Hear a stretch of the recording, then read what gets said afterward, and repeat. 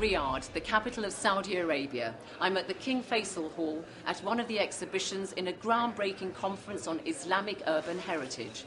The Saudi government is putting a lot of time, money and effort into promoting its own cultural heritage as well as that in the wider world. In our Heritage Heroes series, we've seen how, at times, urban expansion has done a great deal of damage to our historic sites everywhere. What can be done about this, and why should we care about our cultural heritage anyway?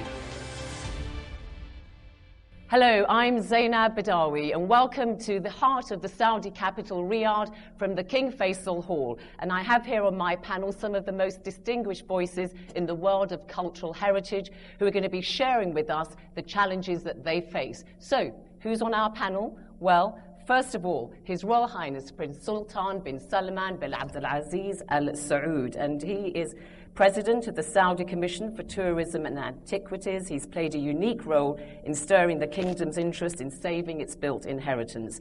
Among a great long list of posts and achievements, Prince Sultan, who's a qualified airline pilot, was the first Arab to go into outer space. And Wofrانشیسکو Bendrin is Assistant Director General of UNESCO, the UN's cultural, educational and scientific organization.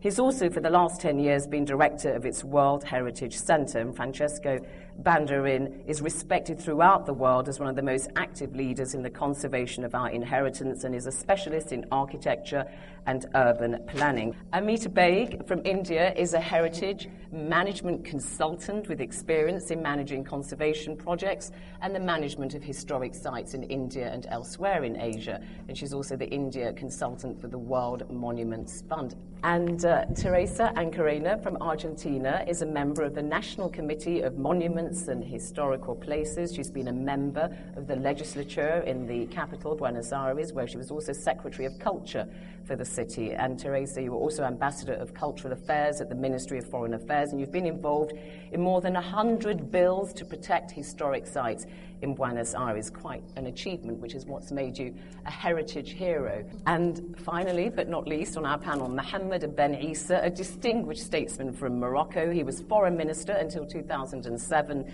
and before that was Minister of Culture.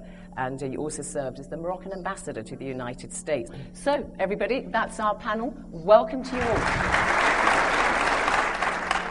Now, before we hear from our panel, let's just give you a flavour of the kind of thing we're going to be discussing. And where better else to start than from here, Saudi Arabia, from Rijal al-Ma'.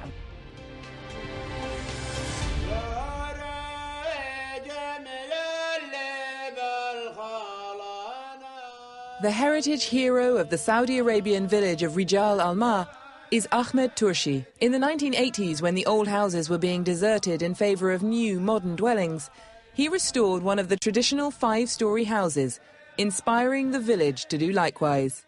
The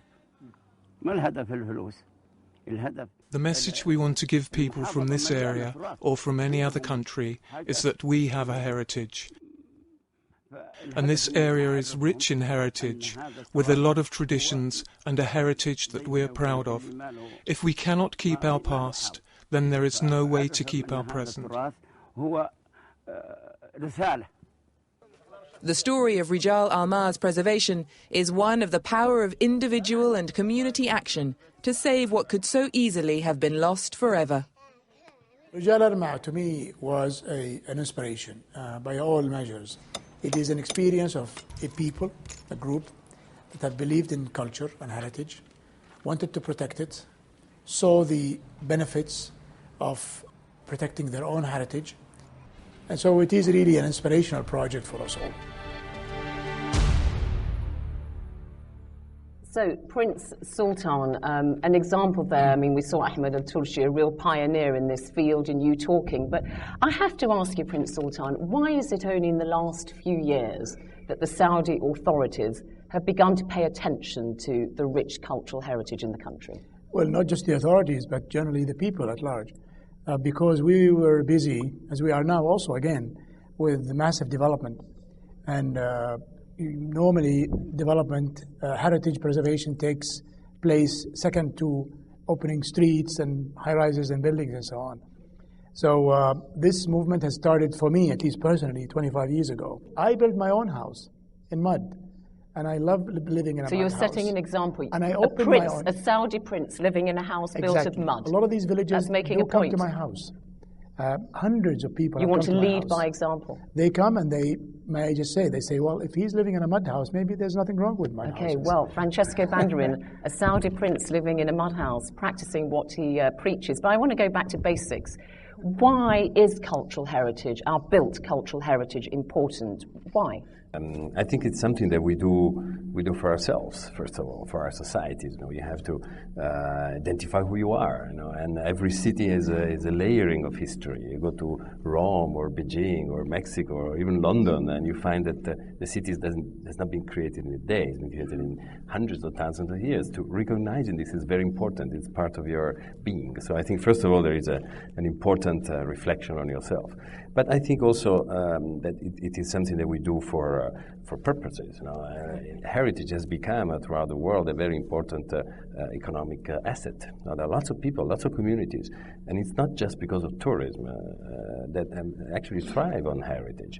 A community that has preserved its heritage is normally socially stable, attracts investments. It's something that works.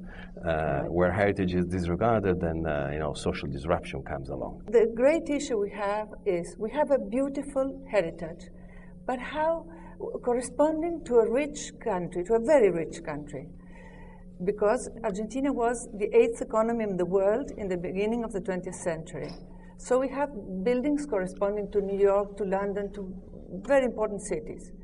But how to maintain those buildings, how to take care of those buildings with the budget of a poor country. Mm-hmm. Sometimes buildings represent the wrong national identity or identity for a particular people. And I'm thinking here of one very, very extreme example that we've had in recent years was when in Afghanistan the Taliban, who were in power, then blew up the old ancient Buddhist structures because they felt it wasn't consistent with who they were today. So sometimes there is this contradiction. Well, this is a historical fact, actually. It was not the first time that such a thing happened. This is the output of fanatism, extremism, blindness, when people reach a state of rejecting anything else but what they believe in. What has happened in Afghanistan in destroying the Buddhist monuments was horrifying. I think the whole world condemned it. And of course, naturally, it has nothing to do with Islam. This is a bunch of people who believe that this is the way they can express their sense of being against something. This has happened in the past in many, many other ways. Yes. After the Inquisition in Spain, many buildings were destroyed. In fact, churches were built within the mosque, like what happened in the Mosquita de Cordoba. It happened also in other Muslim countries where mosques were turned into churches, etc. Those are moments in history, and I think we should learn from this. And we should teach our children not to build the future in rejecting the past. Does anybody else want to comment on this? Well, I think the interesting thing is we are much more aware of it. What happened 100, 200 or 1,000 years ago are passages of history which we're all aware of. But it's not just your heritage within your own country, but as global citizens, you have to preserve a few pages, a chapter in the history of mankind. We have many cases in which heritage falls in or happens to be in areas where the culture has changed.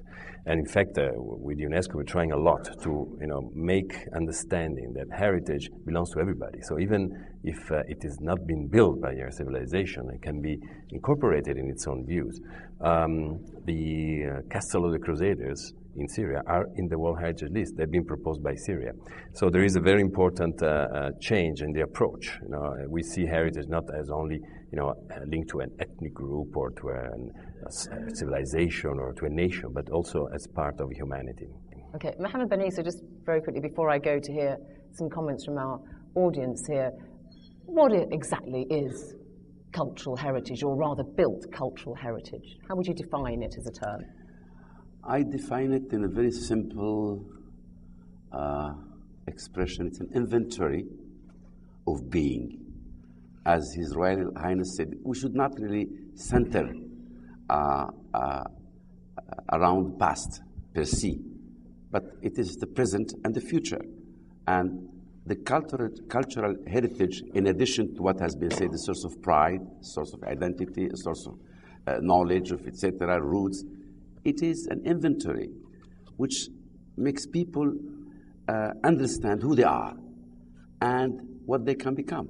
Okay, so we've heard what our panel have said. I'd like to invite comments, perhaps the odd question from our audience here in the King Faisal Hall. The lady here. At the end of the day, what's happening these times is that people do not understand each other. And I think preserving our heritage, and the challenge is also to try to establish this kind of connection between the youth, our youth, and heritage, because the majority knows nothing about their past. If you do not know your past, you will be unable to explain who you are to others who have these kind of stereotypes about you. And we are really suffering as Muslims from this misunderstanding of what we really are. Some comments, please. Nowadays, our main worries, our main preoccupation in the third world is to what extent we can protect our national heritage against alienation of the dominating culture. That is to say that in order to protect our own particular values, our own particular culture, tradition, and habits. In this first part of our discussion, we have discussed why it's important to preserve cultural heritage for national identity, that kind of thing. But let's look at how you can actually do that. And we have hinted somewhat at the fact that it does actually bring you benefits in the present when you look at the past. And let's look at one particular example now, briefly, from the Indian state of Gujarat.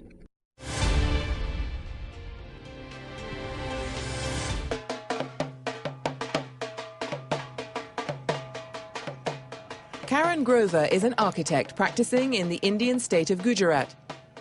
When he's not at work, he's spent the last 30 years campaigning to preserve the architectural remains of the ancient city known as Champaner on the mountain of Pavagad. This mosque dates back to the 13th century. It has many lessons for modern-day architects, says Karan. The idea of a screen is the most copied in contemporary architecture today. What the screen does is that you have hot air passing through a small opening and expanding. And it is used to passively reduce the ambient temperature. This is just one of a number of techniques that together can be significant, argues Karan, reducing energy costs for local communities in a sector that is already one of the world's largest energy consumers. Buildings, incidentally, consume 50% of the world's energy, 50%. More than industry and transport. So, if we can reduce the energy consumption in our buildings by 50%, which we are doing now, this can account for a 25% reduction in energy of the world.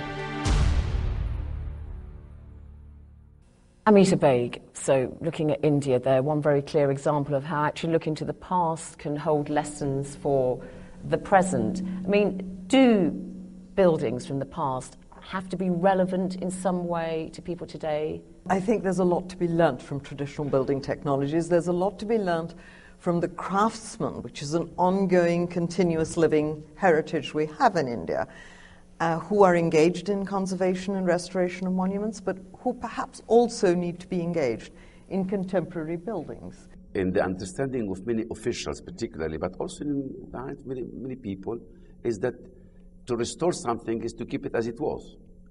And we do not see much benefit being taken by the new technology, by the architects, by the designers of this heritage in their motifs, in their construction, etc. And I think it's time that we should also make this heritage available as a source of inspiration and to make it evolve. You know, a building can evolve and to become another building, you know, with new technology, with air conditioning, with what have you, you know, in terms of contemporary things. I mean, we've seen that, haven't we, Francesco Bendrin, where you do have buildings restored all over the world in historic sites, and they're being used today as community centres, internet cafes, so people are actually living in the old buildings. But if you don't address the issue of the extra cost that is now linked to conservation, then people will not do it. So there is a matter of public policy that has to, of course, look at this and try to find additional resources, and of course also try to convince the population that it is the way to go.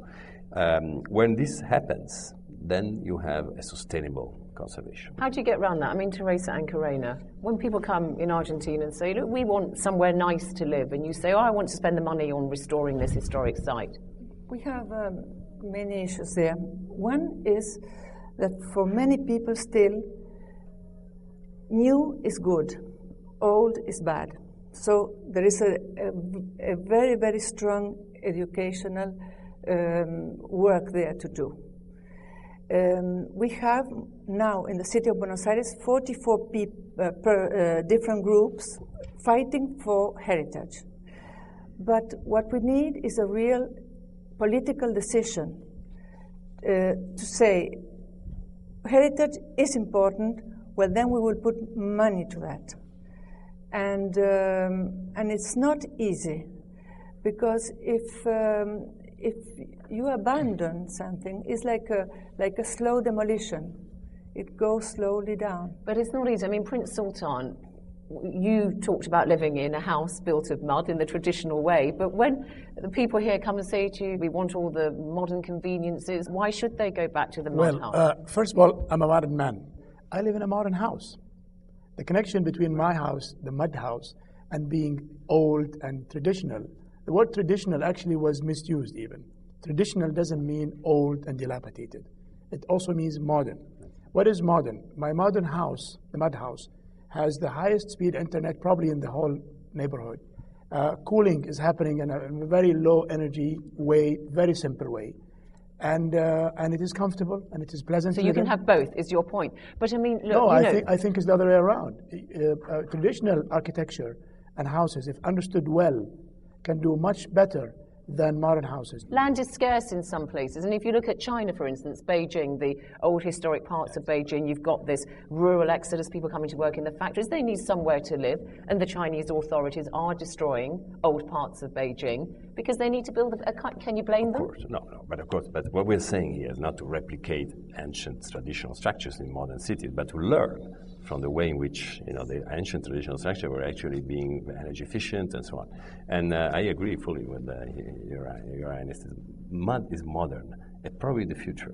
I like that. Mud is modern. Today we signed an agreement between Tarath Foundation, King Saud University, Riyadh Development Authority, to create the first mud institute, research institute in Saudi Arabia, because mud is the future. Germany has 1 million mud buildings today, inhabited by people and schools and hospitals. You're about to build 4 new cities, aren't you, in Saudi Arabia, at the cost of perhaps $60 billion. So are they going to be built using traditional methods? I'm not building them, somebody else You're not building them. That's a different department. But you're going to try and influence them. There's nothing wrong with modern architecture. I mean, mud buildings also are modern architecturally designed buildings. But I think the thing is understanding traditional architecture and using the elements. In India, they use the carved stone screen extensively in contemporary buildings because it reduces your energy cost in front of the glass. So it's knowing and understanding your traditional architecture and using it contemporarily, and I think we're all But we're saying more than that now. You've got town planners, you've got architects who say, okay, we need to provide certain numbers of housing units for people who are coming to the city. And the easiest way to do that is to build up, and we need to destroy what's there.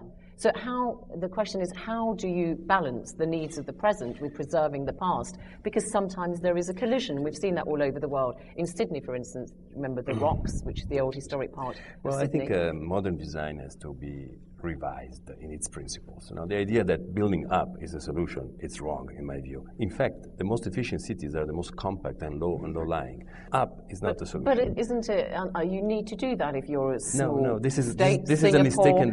Bahrain, for instance, they've got to build up. It's wrong. In fact, it's a myth, is it? It's a myth. Yeah. Because new urbanism, design of now you're going to town planning. New urbanism is basically based on the old cities. And the old cities are compact organisms. The stacked buildings are basically isolated zones where people become personally even isolated. People need towns, need to live as communities. So many Gulf states, Dubai, for instance, has made a reputation, hasn't it, on building as high as possible into the sky? Not energy efficient. Not people efficient either. I don't think it's it's a way. It's not a way to live. But maybe that's the way that they choose to express their own identity and saying this is our identity, our aspirations. We want to build up. That's the difference between traditional town planning and buildings and modernity. Arrogance, expression of self, is not included in the traditional buildings and traditional town plans, because it's important that the community comes first rather than the architect or the ruler comes first. So we're talking about the costs, perhaps, of preserving built architecture from the past. How do you persuade fellow leaders? People have been very, very important to persuade politicians, because as these groups have been organized 5 years ago, I'm very, very active. The press has given place to what these people wanted. And then judges also have given the reason to those people. And so politicians have said, well, this is an important issue in the political agenda. So it has come in one of the items of the political agenda now. Amita, how do you I would like to say that I'm going to give you the other side of that coin, because about 15 years ago a case was taken against a refinery coming up near the Taj Mahal. And in a sweeping court judgment, the refinery had to control its pollution, but 450 small-scale industries were shut down. That was roughly 1 million livelihoods affected, because the Taj Mahal must be preserved at all costs. And what you've created is the Taj Mahal preserved at all costs, but you've alienated its people, destroyed the economy, and there just isn't sufficient political will to rebuild the city. So I think we've had the opposite example. We've alienated the people. Francesco. I would like to say something. I look at this global situation and also in time. Heritage has a much better role today than in the past. If you look at 50 years ago, it was nothing. Today, heritage is the object of desire of millions of people. Tourism wanted to go. So we are in a better shape. But, situation is not perfect. We have to do more in terms of convince governments, both at international level and national level, that heritage is important. I think that the bottom-up approach is very important. You say that there's got to be a clear benefit demonstrated to the community today. You can't just say to them, we need to do this to preserve it in aspect. It cannot be short-term. You don't get profits in a year. But in UNESCO that ministers everywhere will say to you, oh yes, UNESCO, we would like to have this heritage conserved and these buildings restored and so on. And you say, great. And they say, yeah, but we've got no money to do it. They allocate zero. It happens every day. Happens every day. Do you find the money for them? I spent the first early years battling it out, even before my current government job, for bulldozers. Then I realized one day on a trip to Tuscany, to San Gimignani and the beautiful villages, I said, this is what I need to do. So I came back, convinced the Minister of Municipalities, the local governors and the municipalities, and we started taking groups of people, the local officials, to go live through an intensive experience of a week, to see what can happen in heritage sites. So they saw their political benefit happening right there in front of their eyes, and they saw the development happening, unfolding. So we have a complete transformation in Saudi. Yes. We started with zero budget for all the municipalities in Saudi for preserving the old villages. This year, 2010, we have more than 63 local municipalities with budgets to preserve and to work on the heritage villages. Just very quickly to get the odd comment from our audience here on how you can actually conserve your cultural heritage. Just some brief points, please. This is a very complicated thing, but we may start with something which we did not explore very well so much. It's education and communication. I say that as director of a Museum of Islamic Art in Berlin. where we try to communicate that heritage is not only an empty building, something which we restore, but is a treasure of knowledge of human people, human societies over time. It may talk about the trade between Iraq and China in the 9th century, or the exchange in the Mediterranean. It's very important that these layers of knowledge we ignore if we not explore them, and if we ignore knowledge, which is our knowledge of all these generations in different spaces, we would lose a lot of things. So it's a bank of knowledge. Can I pass the microphone to the lady I identified at the front here? We should be aware about having a continuous development, not have the interruption between the past and future. So how to find the balance between authenticity and modernity is one of the challenges we have to face. Secondly, when we talk about built heritage, it's not only monuments, because it's easier to preserve monuments rather than the fabric. So we are talking about the architectural fabric, and here it is the challenge how to preserve the existing structure.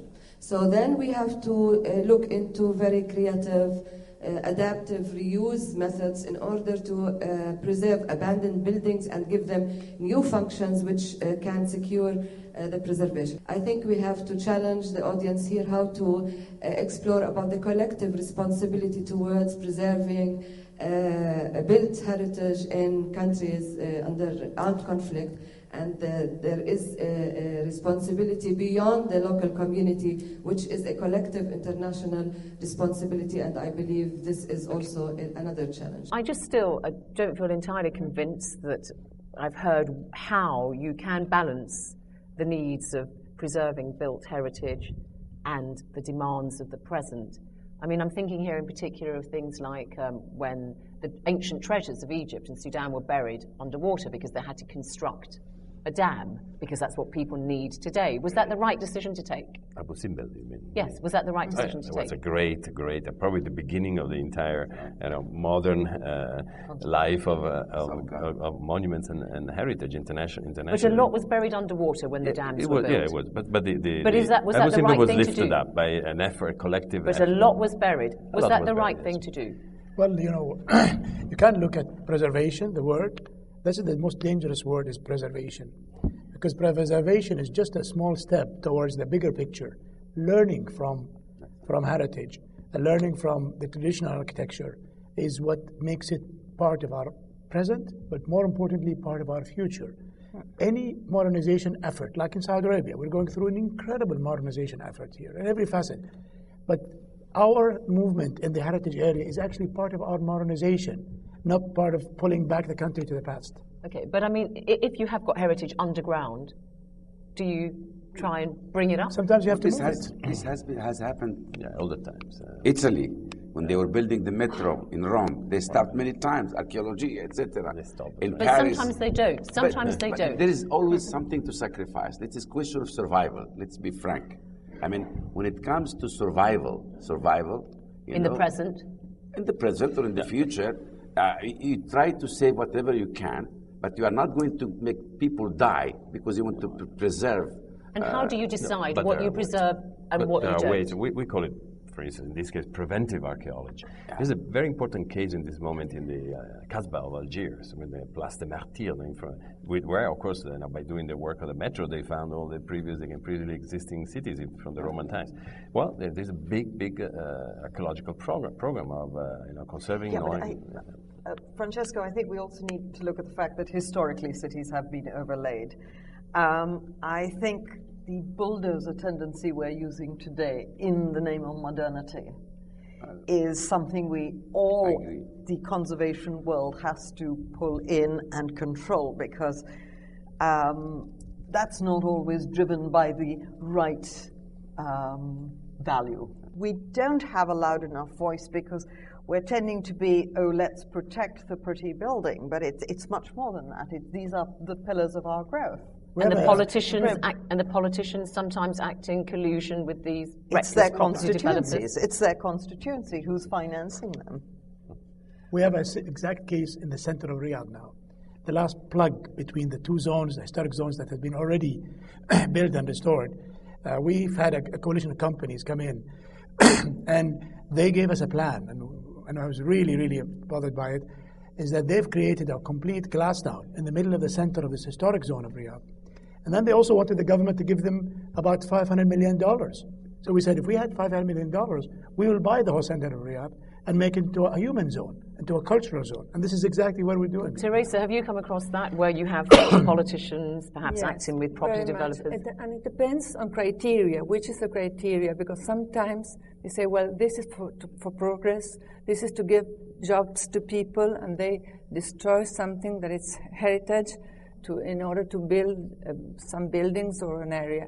And I think it is capital for us to decide which buildings, which areas are to be preserved and which not. That leads us into our next brief film that I want to show you, which is who should take the lead when it comes to preserving built heritage. And let's just go to one country, Argentina, to the capital, Buenos Aires, where you can see one very clear example of how the community has really been mobilized at a grassroots level in order to conserve cultural heritage.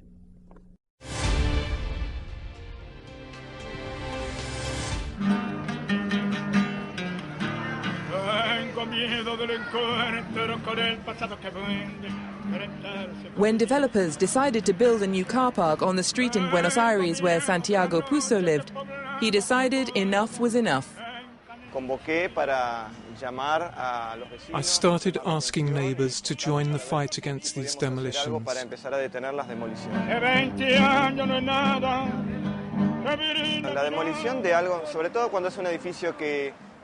A demolition is like losing a part of your life, like losing a part of your history.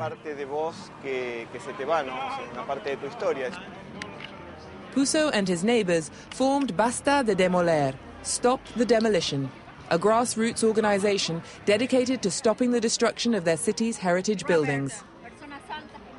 Whenever they hear of a planned demolition, they are out in force, raising awareness among their fellow citizens. Already they have saved a number of significant buildings, including the Petit Hotel and the Picadero Theatre. Buenos Aires es una ciudad muy grande. Buenos Aires is a large city, Argentina a large country. There is room for everything, for the old and for the new, for our memories and for our desire to build a future. But the best way to create a future is by building on the past, on the memories of who we are, on what was left by those who came before us. Our generation has to take a stand against the demolitions.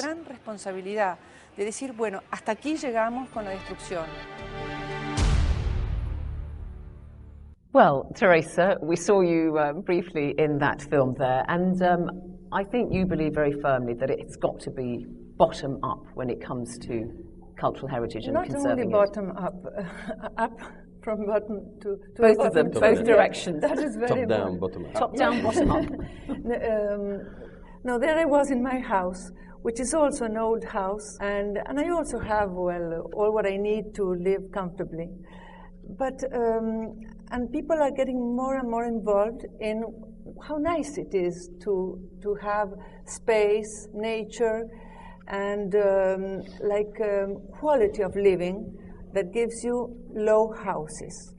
But in our city, there is place for both, for towers and for lower buildings. The thing is to say, well, what will be low and what will be high, for once, and for everybody to know that. Amita, I want to ask you on this. I mean, who should take the lead, in a sense? You've got to mobilise public opinion, haven't you, in this field? Well, I'm going to give you an example of Jaisalmer Fort in India, which is a living fort with a population perhaps double what it can sustain. There is enough money provided by government and by international agencies to save the fort. There's enough expertise. But the people living in the fort, it is their only economic opportunity. The government has then abdicated intervening and trying to regulate the development or the conversion of private residences into hotels, because this has great potential. The politician has stepped back because this is their vote bank. And so it's left to us as preservationists to negotiate on a house-to-house basis. And I must tell you that it is extremely difficult to say that your house is endangering this fort, which is actually your economy. It is the golden goose. My role is very much as an activist, and to try and walk that line between government diffidence to be tough and the funders who really want results. I mean, you're all represented here. You have Prince Sultan here, who is a member of the Saudi government. You have somebody from an international organization, the United Nations. All governments. Representing all governments. I mean, you have the activists here, also you, Theresa, you've worked at the community level. I mean, who should take the lead? Because governments won't pay any attention unless the public are engaged. Governments and politicians are very sensitive to what people think. So I think that the bottom up is very, very important. But it's probably not sufficient because of sometimes the population doesn't have the tools. So I think also the combination of expertise that can come from the professional community. People like you? No. I don't think government is interested in taking the tough decisions. Well, they might sometimes. It's odd. What do you mean by that, Amita? Well, if you were going to actually save Jaisalmer Fort, you would have to reduce the amount of construction. It's not built for hotels, it's built for homes. Yes, it's true. Government doesn't want to. But I've seen many governments taking tough decisions for heritage. So, and we are, of course, pushing them. So. He's being diplomatic here. He's not going to answer you directly. Prince Sultan. You actually just separated government from activist. I think of myself as both. You've got a foot in each camp. I'm a government minister who also is an activist, and many other now also activist municipal leaders and government ministers with me. It's a really story. I've always believed this bottom-up approach by itself is not an approach. We always talk about heritage and culture as something wonderful and something that adds pleasure to us, but then we make it an issue of tension by separating the government and politicians from the activists. We need to change that and make that an issue for all of us. Government officials, last time I checked, are still humans and citizens. Some of them are, actually. So my point is that I've always believed that, for instance, economic development does not happen by the private sector. Economic development happens by an enlightened government. If you look today, why people go to this country, that country, they say, well, the government is facilitating everything for us, like Morocco today. Sure. There's a lot of facilitation, or some of the countries in the Gulf, or even Saudi Arabia. Sure. Same thing in heritage. An enlightened government will lead heritage development and preservation. Theresa, I mean, is that your experience in your neck of the woods, or is there a role for the private sector? Enlightened government is a very inspiring idea. I will take it. Yes, indeed. Not everywhere. What happened in our case? For instance, ministries of culture are decided to protect heritage, but they have on top of them the ministers who decide where the budget goes, and on top the president or the mayor of the city. And so sometimes the problem is there on the top level, not on the level of the ministers of culture, and that is. What about the private sector, though? I mean, do you need money from philanthropists, for instance, in this field? We are trying hard, and in hotels we are doing good. In the Islamic world, we have the Aga Khan Trust for Culture, which is doing fantastic projects in Cairo, in India, in Delhi, in Zanzibar. That's a trust. It's a trust. It's not a private sector. Yeah, but they cooperate with government, so it creates a partnership that's quite effective, and also the quality is very high. Yeah, Amita. But I think, one thing we need to be clear is the cultural heritage of a nation is capital intensive, and it is the responsibility of government. They cannot abdicate that to the private sector.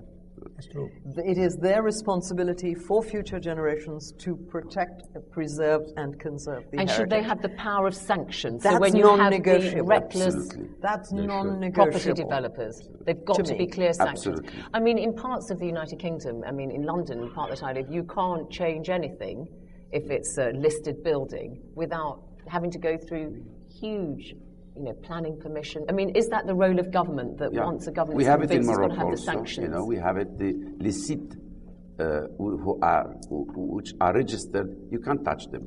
I mean, it is a violation of law. In other words, and the Minister of Culture has the total right to classify any building, arguing legally why this building should be registered as a... And who should do it? Because some countries in Africa, for instance, they don't have the capacity or the technical know-how in order to actually conserve their built heritage. I mean, there are only 60...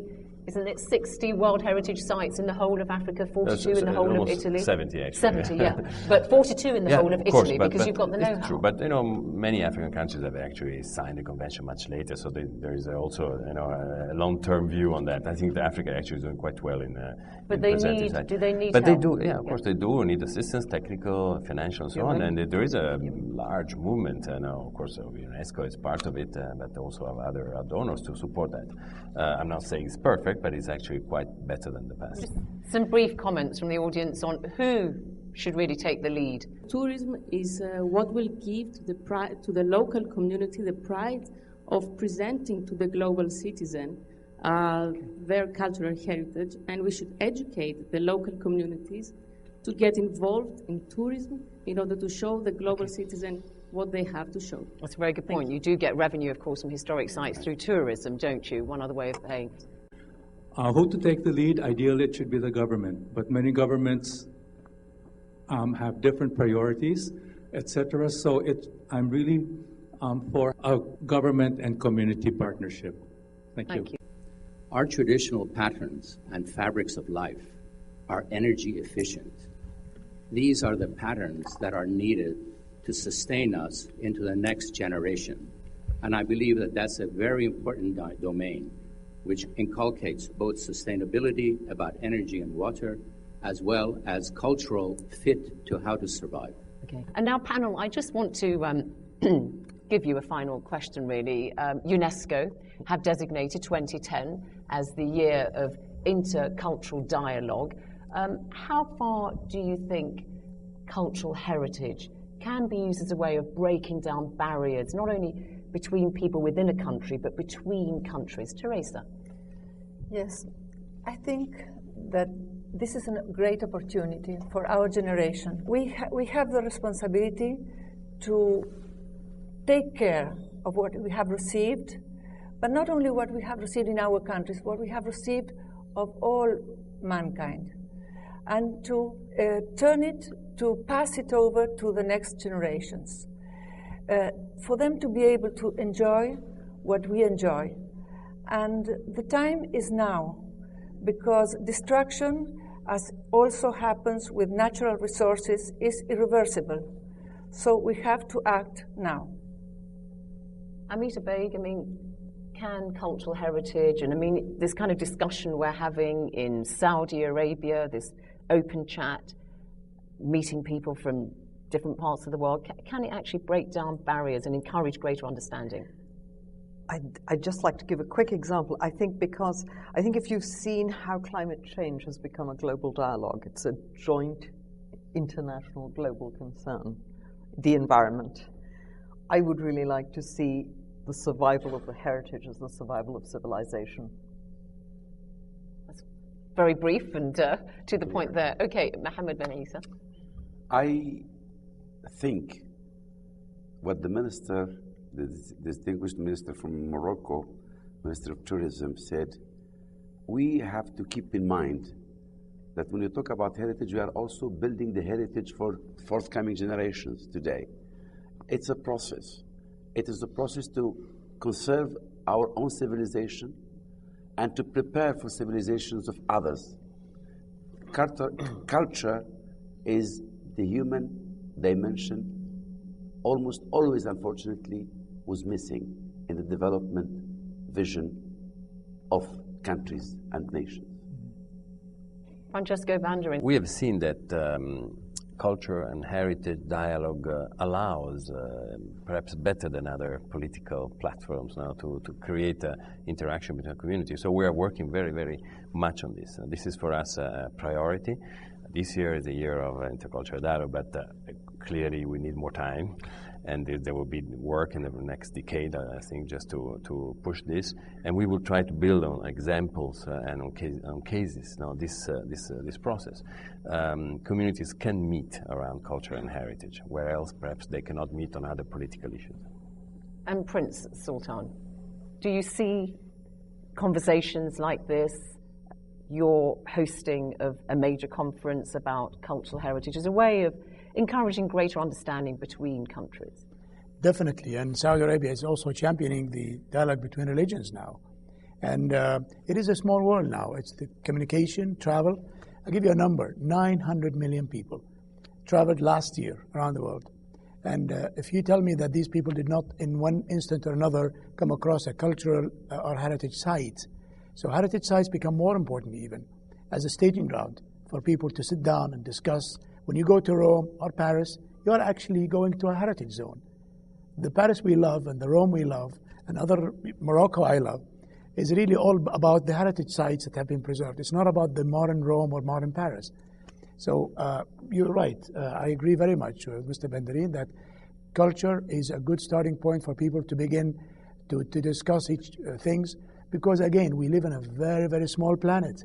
And we cannot think of ourselves as living in different planets and sort of visiting each other and fighting with each other and going back to our original planets. It's a very, very small planet, and somehow we have to forget those borders one of those days. Okay, well, thank you all very much. And in this Heritage Heroes series, we've featured, people from all walks of life, from princes to trades unionists, who've all made a stand and through their passion and commitment have helped to persuade others to preserve their common heritage. But their efforts won't be enough until and unless governments and societies at large are convinced that the benefits of preserving cultural heritage outweigh the costs. Thank you to my panel. Thank you to my audience here at the King Faisal Hall in the Saudi capital, Riyadh. From me, Zainab Badawi. Goodbye.